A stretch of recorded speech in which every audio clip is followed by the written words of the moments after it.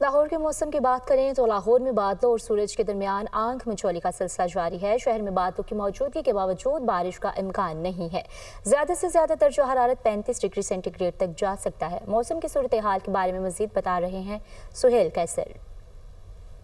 دیکھیں، اب اس موسم کے دوران تو یہ تمام سلسلے چلتے ہی رہیں گے، کبھی سورج، کبھی بادل، کبھی حبس، کبھی ہوا، کبھی بارش کہ مونسون کے یہی رنگ ہیں۔ اگرچہ لاہور کے آسمان پر جزوی طور پر تو بادل دکھائی دیتے رہیں گے، لیکن بارش کا کوئی زیادہ امکان ظاہر نہیں کیا گیا۔